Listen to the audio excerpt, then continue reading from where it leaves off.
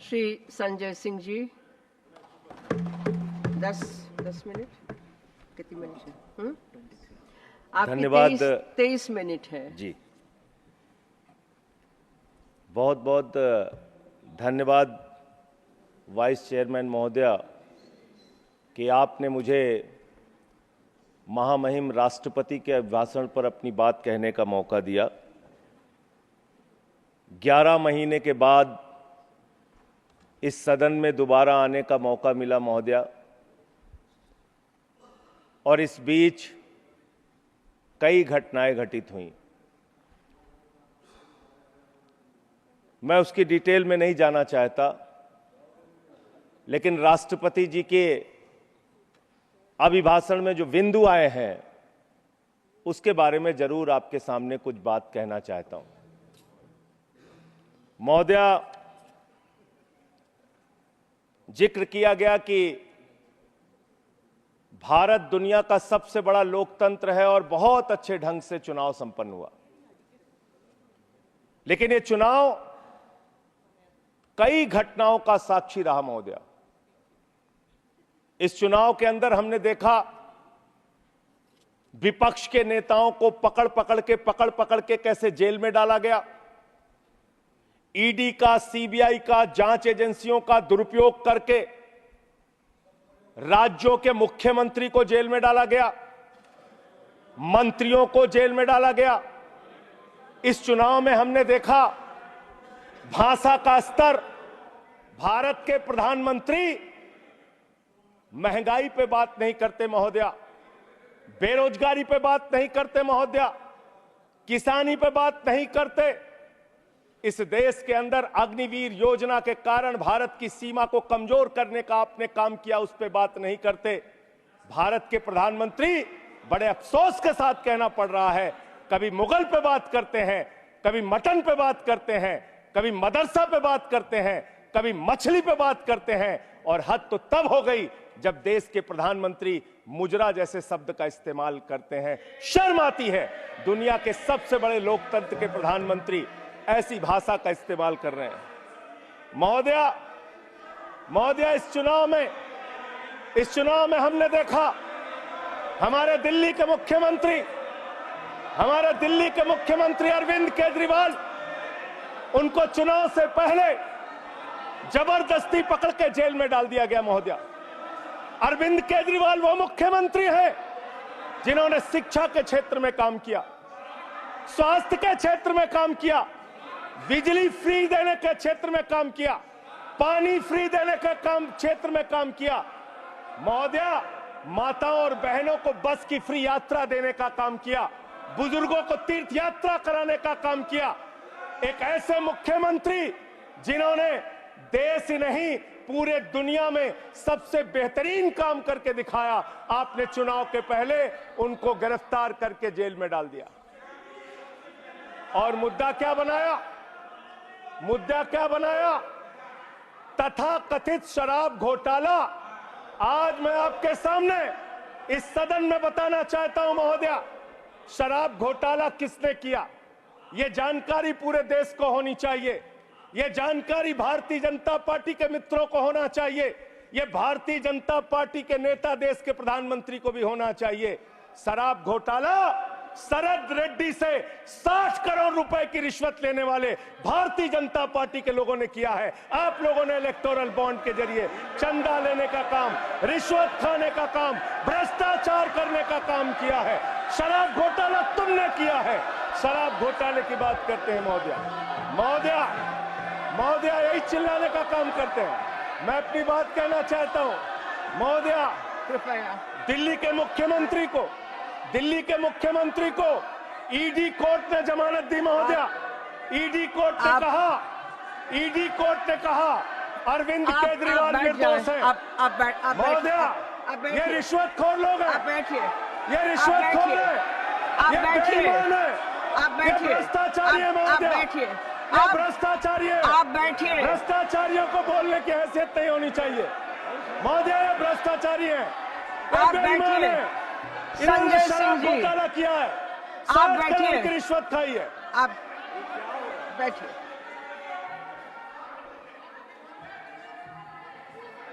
आप बैठिए, सब लोग पहले बैठिए, आप कृपया बैठिए, आप कृपया कृपया कृपया कृपया बैठिए, बैठिए बैठिए बैठिए, आप बैठिए, कृपया बैठिए बैठिए बैठिए बैठिए, आप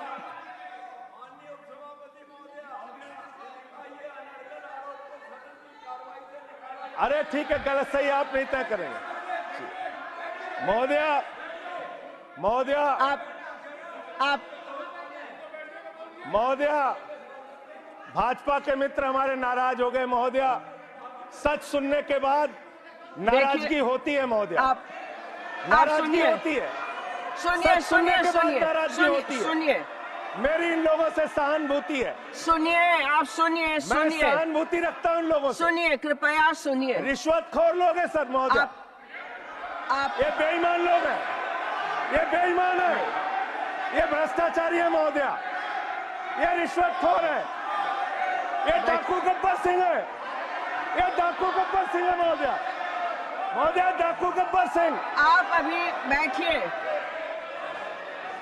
आप लोग बैठिए, आप लोग बैठिए, आप पहले बैठिए, पहले बैठिए, ना मैं नहीं सुनूंगी, आप बैठिए, आप बैठिए, आप बैठिए पहले, आप पहले बैठिए, आप बैठिए, मैं कहूं तब आप प्लीज मैं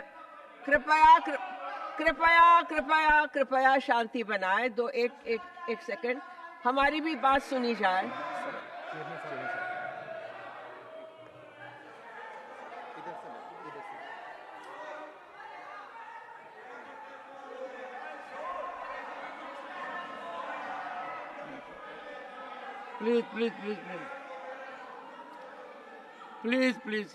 Please. 1 second. Madam, take your seat. Take your seat. No. Mr. Nagar, why this running commentary? If this running commentary takes place, I will call upon leaders of the parties to at least give their members basic decorum training. Why should it happen? Trading against with each other. The nation is watching us. Members have to contribute massively. Sri Sanjay Singh may continue. I know. I was watching the debate. Please. Mr. Gehlot. ये देश 1 second. लोकतंत्र से चलेगा माननीय। 1 second. You have to address the chair. आप ही को करना है। Leader of the opposition today set a very high standard. He addressed the chair. So, Sune, I want pin drop silence in the house. Let us see. He is leader of a legislative party. Now, please, 1 second. Take. कुछ आपत्तिजनक चर्चा माननीय सदस्य ने की है, कृपया उस पर गौर करें और उसको प्रोसीडिंग से हटाने की कृपा करें। Mr. Gokhale, Sanjay, Mr. Raut and Mr. Gokhale, I have come here, I have already taken note of it, and let me tell the honorable members, whenever there is something objectionable, even if Mr. Sanjay Raut says something objectionable, not only his address will be looked into, he can point out to the address of someone else also. Sanjay Singh ji, मान्यवर संजय सिंह जी, धन्यवाद मान्यवर। एक आपको मंत्र देता हूं, जी मान्यवर। और गुरु मंत्र तो इसलिए नहीं दे सकता क्योंकि आपके तो पहले गुरु हैं। हाँ, मेरे गुरु रघु ठाकुर जी हैं, मेरे गुरु जी रघु ठाकुर हैं। तो आप मेरे राजनीतिक गुरु रघु ठाकुर हैं, इन लोगों को नहीं पता होगा, मैं बता रहा हूँ। रघु ठाकुर जी का मेरा क्या संबंध है, ये रघु ठाकुर जी से पूछिए। इनको नहीं मालूम होगा, सुनिए, इसलिए इनको बता। मेरे को एड्रेस करना। और एक गुरु मंत्र यह है कि आप जो शालीनता से बोलोगे और जो रिकॉर्ड होगा वो इतिहास का हिस्सा ही नहीं, 140 करोड़ जनता को भी पता लगेगा। धन्यवाद मान्यवर। उसके अलावा कोई व्यवधान होगा तो ये एनर्जी यहीं खत्म हो जाएगी। धन्यवाद मान्यवर। आप ऊर्जावान हैं मान्यवर। और अच्छे वक्ता हैं, बोलिए। मान्यवर, लीडर ऑफ द हाउस ने आपके सामने कहा है, मेरे स्पीच में मैं आपसे खुद अनुरोध कर रहा हूं मान्यवर, लीडर ऑफ द हाउस की बात को मानते हुए, कोई भी बात तथ्यों के परे हो तो निश्चित रूप से उसको कार्यवाही से आप हटा दीजिएगा। ये मैं अनुरोध कर रहा हूं गुड। आपसे। मान्यवर, राष्ट्रपति जी के अभिभाषण में अमृतकाल की चर्चा की गई। हमने देखा अमृतकाल मान्यवर, हमने देखा किस तरह से विपक्ष के नेताओं को पकड़ पकड़ के जेल में डाला गया।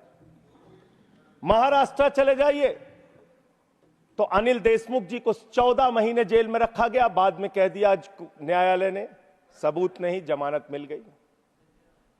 संजय रावत जी को 100 दिन 103 दिन जेल में रखा गया मान्यवर, बाद में उनको जमानत मिल गई, कोई सबूत नहीं। मुझे 6 महीने जेल में रखा गया मान्यवर, और 3 जजों ने सुप्रीम कोर्ट के मुझे जमानत दे दी। दिल्ली के मुख्यमंत्री, अब देख लीजिए, मैं आपके नियम का पालन कर रहा हूं मान्यवर। बोलते रहिए। दिल्ली के मुख्यमंत्री मान्यवर ईडी कोर्ट के सामने अपने उनके वकील जो दलील देते हैं, जो बहस करते हैं, जो अपना पक्ष रखते हैं, उसके आधार पर ईडी कोर्ट ने कहा, और यह फैसले में दर्ज है मान्यवर, कि अरविंद केजरीवाल पूरी तरीके से निर्दोष हैं और ईडी उनके खिलाफ बायस्ड होकर काम कर रही है, दुर्भावना से काम कर रही है, और उनके खिलाफ मनी ट्रेल का कोई मामला नहीं है। ये मैं इसलिए आपके सामने बोल पा रहा हूं कि ये कि कोर्ट का फैसला है, सार्वजनिक है मान्यवर, इसलिए मैं बोल रहा हूं। एक सेकंड जी। माननीय सदस्यगण, अपने देश में व्यवस्था के तहत एक कानूनी प्रक्रिया है।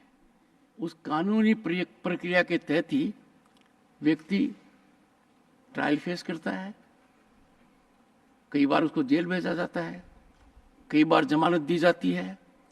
जिनको जमानत दी जाती है उनको बाद में सजा भी हो जाती है। जिनको जमानत नहीं दी जाती, सुनिए, कांट यू प्लीज सुनिए, जिनको जमानत नहीं दी जाती है वो बरी हो जाते हैं। ये एक प्रक्रिया है। पर जिस फैसले की आप चर्चा कर रहे हैं वो फैसला सब जुडिस है, उस फैसले पर रोक लगी हुई है। वो फैसला ऊपर की अदालत के अंदर निर्धारित होना है। तो उस परिस्थिति में आप उस फैसले को सही मानकर न्यायालय के ऊपर टिप्पणी कर रहे हैं। देश के एक न्यायालय ने अपना विवेक लगाकर उस फैसले को स्थगित कर दिया है। Therefore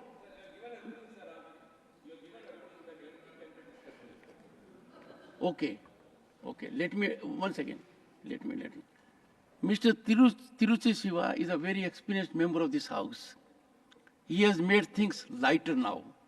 He thinks I can say everything and anything myself, or you can say it. No, Tiruchi ji, no, Mr. Tiruchi Siva. Everything spoken in this house has to be sanctified. Sacred facts. This house cannot be, I said, a ground for free fall of information. If suppose someone wants to level an allegation against Mr. Sanjay Raut, his reputation is at stake. He has earned reputation in public life. I cannot allow that member unless he satisfies me it is sanctified. Similarly, that privilege is not without regulation. That privilege is a heavy responsibility. As a matter of fact, Constitution has given that privilege to us, that whatever we speak in this house, the public at large cannot bring criminal case against us, cannot bring civil case against us. That protection is given, but that protection is given to me also, that I must protect 140 crore people. You cannot say anything and everything here, Tiruchiji. You have to say something, keeping in view dignity of your office as a member of parliament and facts that are unimpeachable, beyond question. Therefore, if Sanjay Singh has made reference to a judgment which has been stayed, which means that judgment, till the judgment of the upper court comes, is non-existent. Therefore, Sanjay, you can't take reference to that. Go ahead, make your point. आपका protection चाहिए sir, मिलेगा? आपका संरक्षण चाहिए मान्यवर। बोलिए क्या चाहिए? तो आपने बिल्कुल ठीक कहा मान्यवर, वो मामला हाई कोर्ट से स्टे हो गया। मैं मानता हूं, मैं अगली बात यही कहने जा रहा था, लेकिन वो स्टे किन परिस्थितियों में हुआ मान्यवर? बगैर ट्रायल कोर्ट के ऑर्डर की कॉपी के भारत न्यायपालिका के इतिहास में पहली बार स्टे हुआ है संजय, मान्यवर। हाई कोर्ट से ऑर्डर की कॉपी नहीं थी मान्यवर, सुनिए सुनिए, और स्टे कर दिया गया। सुनिए जी, एक सेकंड बैठिए बैठिए। माननीय सदस्यगण, आप लोगों से मेरा अनुरोध है, and we have a distinguished senior advocate also there, Vikas Bhattacharya ji, we can not discuss conduct of a judge in the manner he has given his order. Therefore, you are directly questioning a judge that he has passed an order without, if you say, I have no details on it. And I'll tell you, judges in their wisdom pass orders on Sunday. Judges in their wisdom pass orders at midnight. Judges in their wisdom pass orders without even order of the trial court. Therefore, keep away from this issue. Confine to the other part of it. Please, go ahead. अमृतकाल की चर्चा हुई मान्यवर। विपक्ष के नेताओं को पूरे देश में सरकार के द्वारा टारगेट किया गया, और सिर्फ विपक्ष के नेताओं का सवाल नहीं मान्यवर, बंगाल के 3 मंत्री भी जेल में हैं। अभी झारखंड के मुख्यमंत्री को जमानत मिली है कोर्ट से, और बिहार में जांच एजेंसियों का दुरुपयोग, महाराष्ट्र में जांच एजेंसियों का दुरुपयोग, दिल्ली में जांच एजेंसियों का दुरुपयोग। अब क्या करना चाहते हैं? मैंने अटल जी का भाषण सुना मान्यवर, उन्होंने कहा दुर्भावना से राजनीति नहीं होती, बड़े दिल से राजनीति होती है, बड़े मन से राजनीति होती है, बड़े मन की राजनीति करना सीखिए। ऐसे विपक्ष के लोगों को टारगेट करना ठीक नहीं है, ये अच्छी राजनीति नहीं है आपकी। आपने दिल्ली के स्वास्थ्य मंत्री को जेल में डाल दिया, उस आदमी का 36 किलो वजन कम हो गया जेल में मान्यवर, 36 किलो। आप इनकी टीका टिप्पणी सुन रहे हैं? हमारे दिल्ली के संजय जी, जो फिर तो मैं बोल नहीं पाऊंगा। जो व्यक्ति जेल में है, उसको जेल में किसने डाला है? इनकी जांच एजेंसियों ने सर, न्यायालय ने। इनकी जांच एजेंसियों, ना ना, न्यायालय ने झूठे मामले बनाकर, देश, भारतवर्ष, झूठे मामले बनाकर, भारतवर्ष दुनिया के अंदर वो देश है जिसकी न्यायपालिका सुदृढ़ है। Sit down, sit down. मैं अपनी बात करूं सर, पहले I will give extra time. Problem is 1 minute में 3 बार बैठाया जाएगा तो कैसे बोल पाऊंगा सर? अगर 1 मिनट अब में ऐसा करेंगे, आप बोलते रहिए। ठीक, थैंक यू सर। मान्यवर, मैं सिर्फ इतना कहना चाहता हूं, दुर्भावना की राजनीति बंद कीजिए। अगर आपको भारत के लोकतंत्र को मजबूत बनाना है, भारत के संविधान को मजबूत बनाना है, तो सत्ता पक्ष का भी महत्व है, प्रतिपक्ष का भी महत्व है। प्रतिपक्ष को खत्म करके, विपक्ष को खत्म करके, नेताओं को जेल में डालकर आपको कोई लाभ होने वाला नहीं है। और पता नहीं कौन आपको सलाह देता है, किस गलतफहमी में आप लोग रहते हैं। मैं आपके लिए भी कह रहा हूं और इधर जो बैठे हैं उनके लिए भी कह रहा हूं, जब जो पार्टी सत्ता में रहेगी, अगर विपक्ष के लोगों को जेल में डालेगी, उस पार्टी का सत्यानाश होगा। अपने नेताओं को बता देना, अपने नेताओं को बता देना, आप इस गलतफहमी में मत रहना। और आप जेल की राजनीति कर रहे हैं। इस चुनाव ने आपको एक परिणाम दिया है, सोचने के लिए, विचार करने के लिए। इसमें स्पष्ट बहुमत का भी जिक्र है मान्यवर। स्पष्ट बहुमत कहां है? 400 पार। आपने नारा दिया 400 पार, 400 पार, 400 पार। not a good habit. 400 पार का नारा आपने दिया, आपकी 240 सीट आई, स्पष्ट बहुमत कहां है? आपके दावे से 160 सीट कम आई मान्यवर, और 303 सीट पिछली बार थी, उससे 63 सीट कम आई मान्यवर, और 272 का बहुमत होता है, उससे 32 सीट कम आई मान्यवर। आपको सोचना होगा, विचार करना होगा, अपनी कमियों की समीक्षा करनी होगी। और आपकी कमियां क्या है? आपकी कमियां आपका अहंकार है। जब व्यक्ति अहंकार में होता है तो उसको कुछ दिखाई नहीं पड़ता मान्यवर। रावण भी अहंकार में था, उसने लगा प्रभु श्री राम वनों में रहने वाले, जंगलों में रहने वाले, वो मेरा क्या बिगाड़ पाएंगे। लेकिन भालुओं की, बानरों की सेना बनाकर लंका को आग लगाने का काम प्रभु श्री राम ने किया, रावण का नाश करने का काम प्रभु श्री राम ने किया। उस अहंकार का भी नाश होगा। और आप पता नहीं क्यों रिजल्ट को समझ नहीं पा रहे। आप लोग सबको गालियां देने लगते हैं। लोकतंत्र में अच्छी चीज नहीं मान्यवर। कभी मुसलमानों को गाली दो, कभी सिखों को गाली दो, कभी ईसाइयों को गाली दो, कभी जाटों को गाली दो, कभी मराठों को गाली दो, कभी दलितों को गाली दो, कभी पिछड़ों को गाली दो। आप सिर्फ गाली देते रहते हैं मान्यवर। ये गाली देना बंद कीजिए मान्यवर। अब अयोध्या वालों को गाली दे रहे मान्यवर, अयोध्या वालों को गाली दे रहे, गाली दे रहे हैं अयोध्या वालों को मान्यवर। अयोध्या की हालत बताता हूं मान्यवर। अयोध्या में सुनो, अयोध्या के विकास के लिए इन्होंने कितना पैसा खर्चा किया मैं बता रहा हूं मान्यवर। अब रोकिए ना प्लीज सर। नहीं सुनिए प्लीज सर, मेरा बार बार आप रोकेंगे तो मैं बोल नहीं पाऊंगा। आपने जाटों का भी नाम ले दिया, मेरा लिहाज भी नहीं किया। अरे आप कोई गाली नहीं दी गई। नहीं, कोई गाली दी नहीं गई है। इतना असत्य बोल रहे हो। नहीं, मेरा नहीं लिया। एक समाज को ऐसे नहीं करना चाहिए। You are a senior, you are a second term and party के नेता हैं। जैसे आपने आकलन कर दिया नतीजों का, तो कहेंगे कि भाई आप अपने नतीजों को भी देखिए। नहीं, लोकसभा चुनाव में आपके भी नतीजे आए हैं, आए कि नहीं आए? चलिए, उनका मौका लगेगा, बोलेंगे। और लोकतंत्र में अच्छी चीज है। हमारे रिजल्ट गड़बड़ाएंगे, हम समीक्षा करेंगे। आपका गड़बड़ा है, आप समीक्षा कीजिए। आप तो कुछ मानने को तैयार नहीं। अयोध्या के इंफ्रास्ट्रक्चर डेवलपमेंट में हमारे मित्र जब यहां बोल रहे थे, अभी कल जब इनका भाषण मैंने सुना तो कह रहे थे इंफ्रास्ट्रक्चर डेवलपमेंट में भारत नंबर 1 है। मैं बताता हूं इंफ्रास्ट्रक्चर डेवलपमेंट।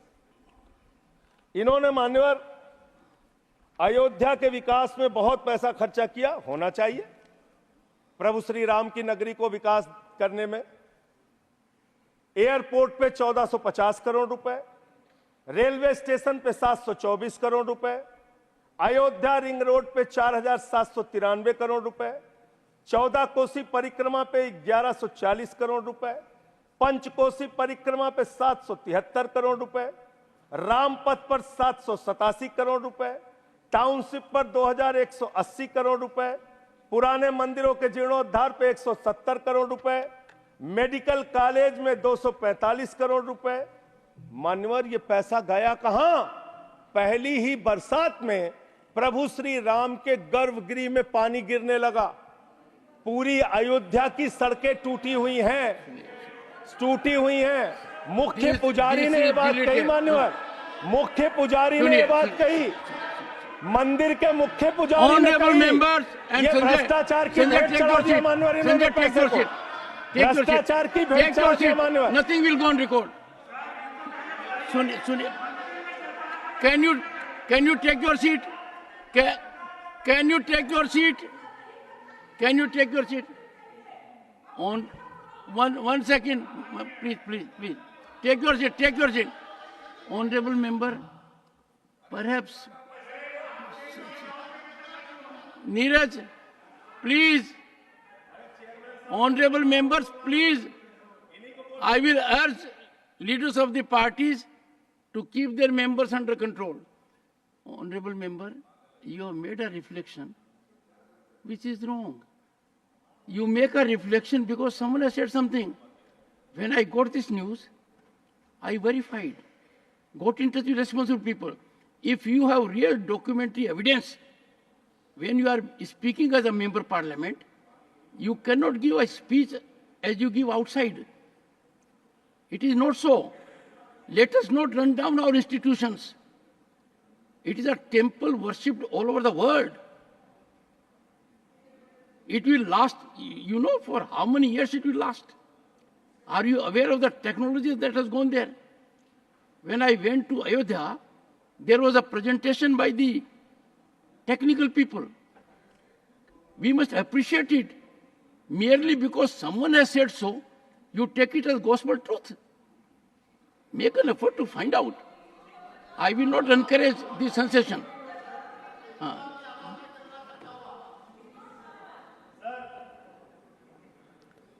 इस अमृत काल के दौरान तमाम घटनाएं देश में घटित हुई।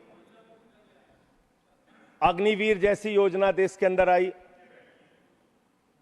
4 साल की नौकरी, 17 साल में एक जवान सेना में भर्ती होगा, 21 साल में रिटायर हो जाएगा।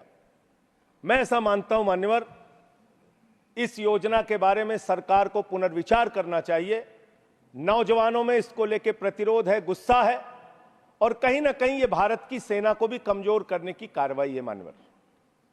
अगर आप कारगिल के युद्ध को देखें और उसके पहले भी जो सेना के अधिकारियों से आप बात करेंगे, 5 साल तक जब कोई फील्ड में काम कर लेता है जवान, उसके बाद युद्ध के स्थिति में उसको इस्तेमाल किया जाता है, उसको आगे किया जाता है। इसलिए मान्यवर, यह अग्निवीर योजना कहीं ना कहीं भारत माता की सुरक्षा के साथ समझौता करने की कोशिश है। उस पर भी पुनर्विचार आपको करना चाहिए, इसको वापस लेना चाहिए। दूसरी बात, आपने बात की कि आप 5वीं सबसे बड़ी अर्थव्यवस्था बन गए दुनिया में। बहुत अच्छी बात है, मैं आपको शुभकामनाएं देता हूं। भारत को दुनिया की पहली नंबर की अर्थव्यवस्था बनाइए, हम सब खुश होंगे। लेकिन इसके साथ साथ प्रति व्यक्ति आय के मामले में आप कहां खड़े हैं? प्रति व्यक्ति आय के मामले में आप 141वें नंबर पर खड़े हैं, 141वें नंबर पर। 5वीं बड़ी अर्थव्यवस्था किसके लिए मान्यवर? चंद पूंजीपतियों के लिए, जिनका लाखों करोड़ रुपए बैंक का कर्जा माफ किया गया। यह किसके लिए मान्यवर? आपने कहा, चुनाव के दौरान हमने एक भाषण और सुना मान्यवर, कि आपकी संपत्ति लेके ये भाग जाएंगे, वो भाग जाएंगे, वो भाग जाएंगे। अरे संपत्ति कौन कौन लेके भागा है, ये तो सर्वविदित सत्य है। 20,000 करोड़ रुपए लेके नीरव मोदी भाग गया, 10,000 करोड़ रुपए लेके विजय माल्या भाग गया, 3,000 करोड़ लेके ललित मोदी भाग गया। ये कौन है? ये कौन है बड़े बड़े पूंजीपति? और मान्यवर, दूसरे सदन में इनका दिया गया जवाब है। मैं चाहूंगा आपके माध्यम से सरकार को इसका जवाब जरूर देना चाहिए, तो उसके बारे में मेरे साथ ये बहस कर सकते हैं, जो प्रस्ताव लाना हो ला सकते हैं। ये सर्वविदित सत्य है, मैं आपको बता रहा हूं मान्यवर। 3,53,000 करोड़ रुपए बैंक सेटलमेंट के, 3,53,655 करोड़ रुपए बैंक सेटलमेंट के नाम पे 43 कंपनियों का माफ किया गया। 43 कंपनियों का। इसका रिकॉर्ड आपके सामने मैं रख दूंगा।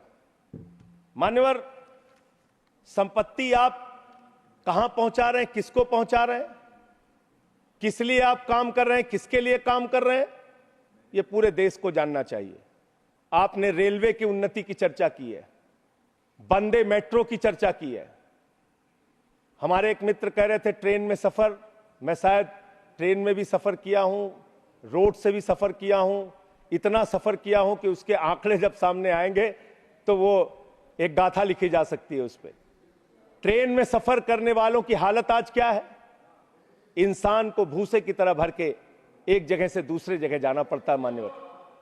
लखनऊ में उतरिए, वहां पर कुली मिले मुझे मान्यवर।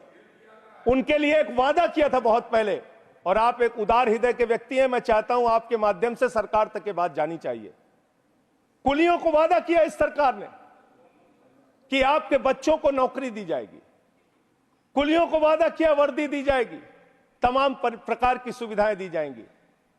उनका ज्ञापन मेरे पास पड़ा हुआ है, आज भी उनकी मांगों के बारे में कोई सुना नहीं।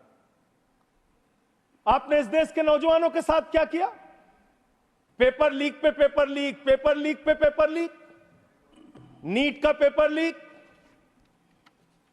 उत्तर प्रदेश में दरोगा की भर्ती का पेपर लीक, गुजरात में पेपर लीक, राजस्थान में पेपर लीक, बिहार में पेपर लीक। 2 साल में 70 पेपर लीक हुए मान्यवर, 70 पेपर लीक। इस देश के नौजवानों के साथ आपने खिलवाड़ करने का काम किया। 2 करोड़ छात्रों और नौजवानों की जिंदगी बर्बाद हुई पेपर लीक के कारण। कौन जिम्मेदार है उसके लिए? कैसे कार्रवाई होगी? आप कमेटियां बनाते हैं। एनटीए जो एग्जाम करा रहा है, मैं ये मांग करता हूं आपके माध्यम से, उस एनटीए के अधिकारियों की जांच होनी चाहिए और उन लोगों की जांच कराकर जो लोग भी इसमें शामिल हैं उनको गिरफ्तार करके जेल में डालिए और एनटीए को भंग कीजिए मान्यवर, क्योंकि बार बार जब एनटीए एग्जाम करा रहा है पेपर लीक हो रहा है। यह बड़ा सवाल है, इसके बारे में आपको सोचना चाहिए।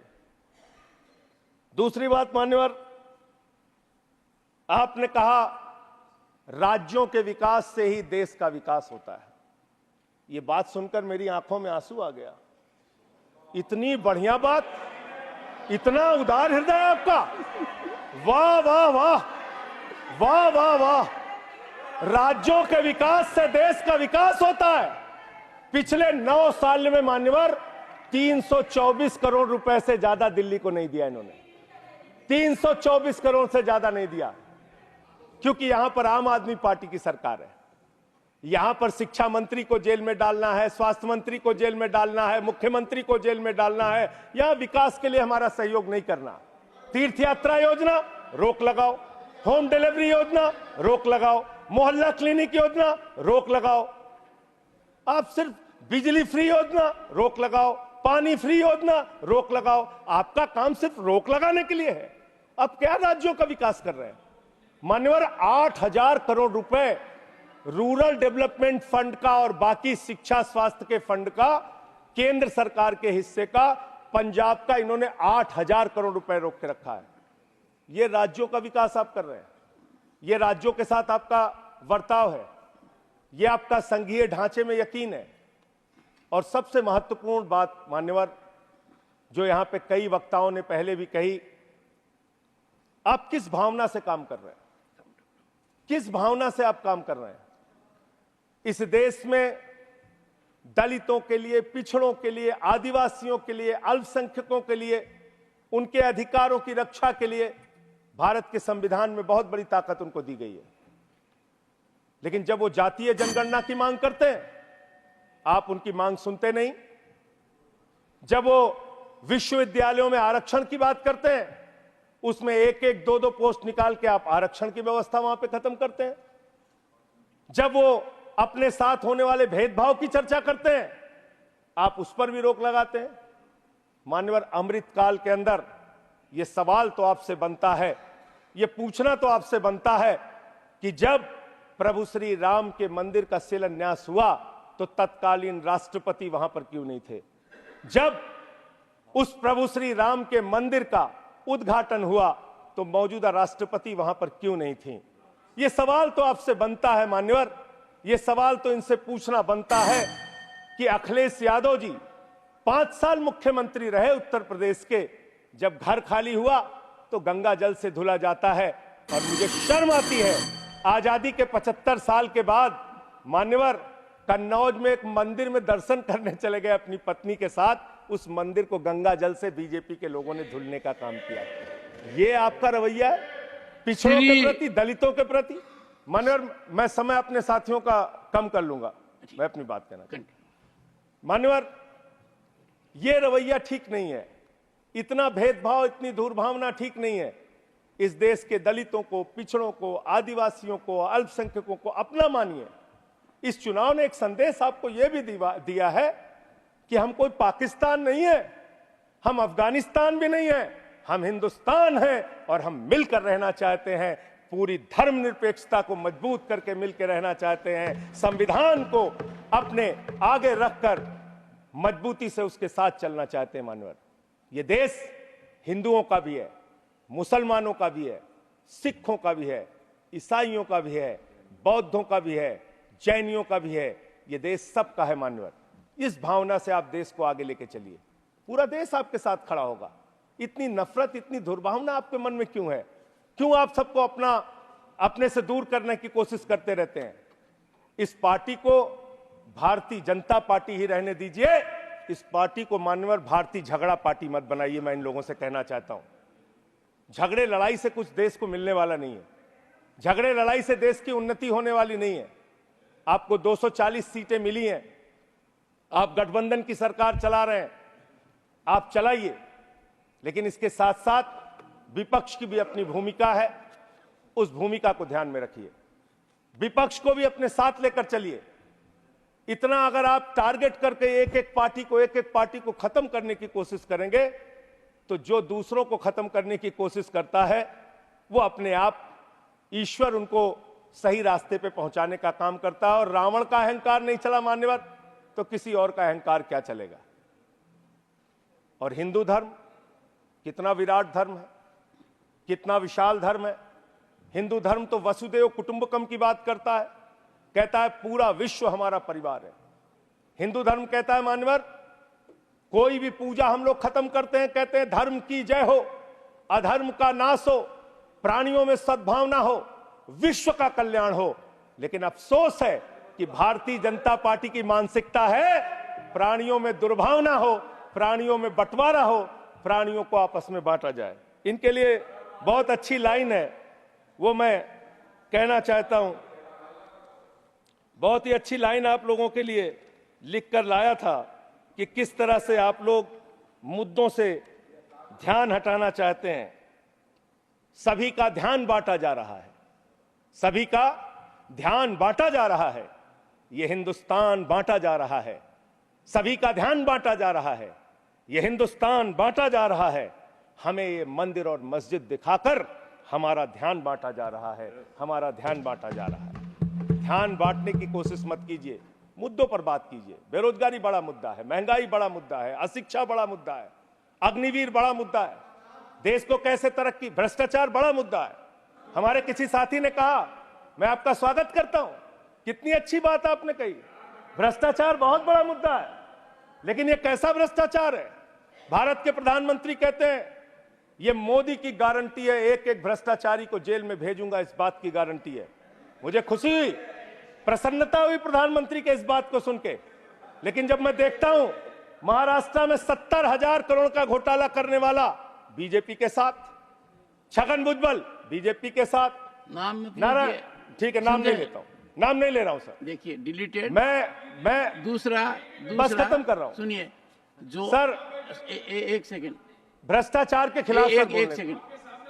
इस सरकार ने ईमानदारी का संकल्प लिया है। Ramesh, first you are speaking while sitting on your seat. I am sure you are very senior man. You know it. And secondly, why are you intervening? I expect from a learned man like you a different kind of conduct which can be exemplified by others. Please help तो me. Sir प्रधानमंत्री जी का Sanjay ji these are deleted. ठीक है। आपका जो फैसला है मान्य है सर। मान्यवर प्रधानमंत्री जी ने कहा किसी भी भ्रष्टाचारी को नहीं छोड़ूंगा, इस बात की गारंटी है। लेकिन पूरे देश में जब हम लोग निगाह उठाते हैं तब मुझे उनके नारे का मतलब समझ में आया।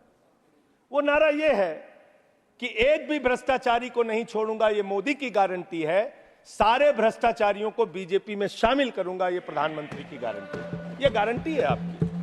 अच्छी बात है, कीजिए, तरक्की करेंगे आप लोग। और एक वॉशिंग मशीन भी चल रही है। लेकिन मैं एक बात जरूर कहना चाहूंगा, आपने मुझे रोक दिया मान्यवर, मैं मानता हूं आपके आदेश का पालन करूंगा। लेकिन सब जगह चंदा दो धंधा लो स्कीम मत चलाइए। इलेक्टोरल बॉन्ड में आपका पर्दाफाश हो चुका है। 3,02,000 करोड़ रुपए के ठेके अलग अलग कंपनियों को दिए गए जिनसे इलेक्टोरल बॉन्ड के नाम पे पैसा लिया गया। इसकी जांच होनी चाहिए, इसकी जांच होनी चाहिए मान्यवर। और मैं अयोध्या का जिक्र करने लगा, आप सब लोग नाराज हो गए।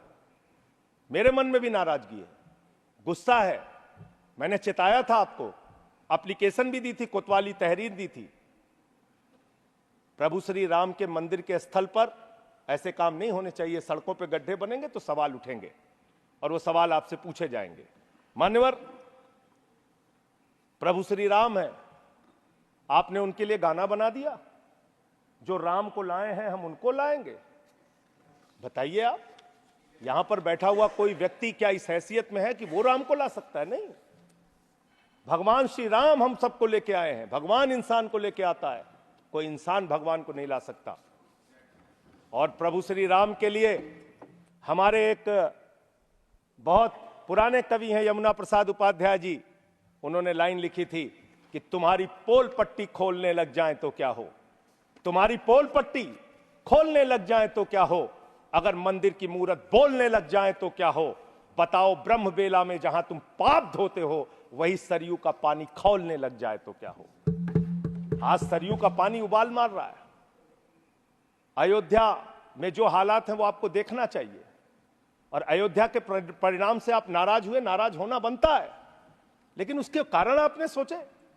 राम पथ गमन मार्ग, अयोध्या हारे आप, प्रतापगढ़ हारे, सुल्तानपुर हारे, कौशाम्बी हारे, सीतापुर हारे, रामपुर हारे, श्रावस्ती हारे, प्रयागराज हारे, चित्रकूट हारे।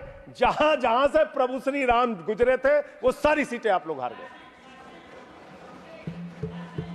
नासिक हारे, रामटेक हारे, तो इसकी समीक्षा कीजिए। वर्धा हारे, तो इसलिए इसकी समीक्षा कीजिए, क्यों हो रहा है ऐसा आपके साथ।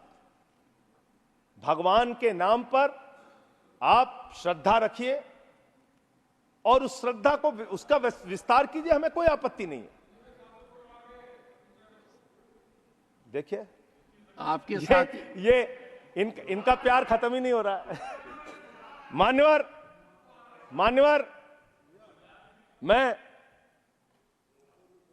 मैं सिर्फ इनसे इतना कहना चाहता हूं, आप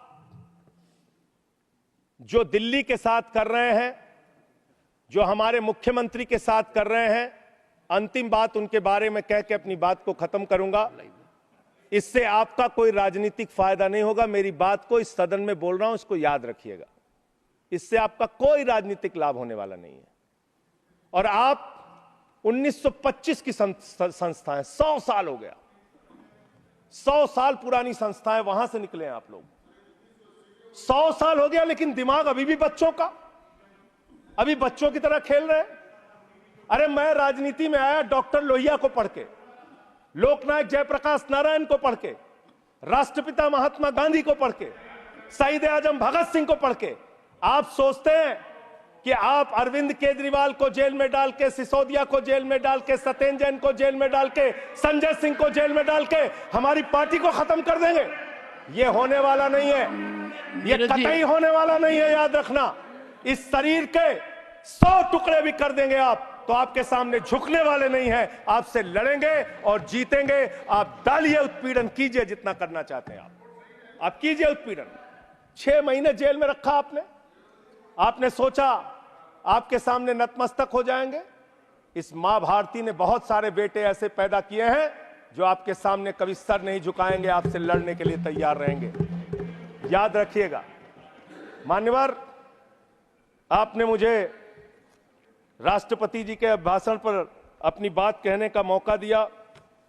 11 महीने के बाद बोल रहा था। बहुत सारे मुद्दे मैंने आपके सामने रखे जिससे सरकार को चेताने का प्रयास किया। कितना चेतेंगे, कितना जागेंगे, ये तो मुझे नहीं मालूम, लेकिन एक ही बात कह के अपनी बात को खत्म करूंगा कि अभी सवेरा है। अगर आप सही रास्ते पे आ जाएंगे तो अच्छा है। अहंकार के रास्ते पे, विनाश ही मिलेगा, आपको विकास नहीं मिलेगा, देश को आप आगे लेके नहीं जा पाएंगे। अहंकार छोड़ दीजिए, ये सबसे बड़ी बीमारी आप लोगों को लग गई है। सबका मजाक उड़ाना, सबको गालीबाजी करना, ये सब छोड़ दीजिए। इससे आपका कोई फायदा होने वाला नहीं है, इससे कोई फायदा नहीं होने वाला है। हम आ भी भरते हैं, हम आ भी भरते हैं मान्यवर, हम आ भी भरते हैं तो हो जाते हैं बदनाम, और वो कत्ल भी करते हैं तो चर्चा नहीं होता। बहुत बहुत धन्यवाद।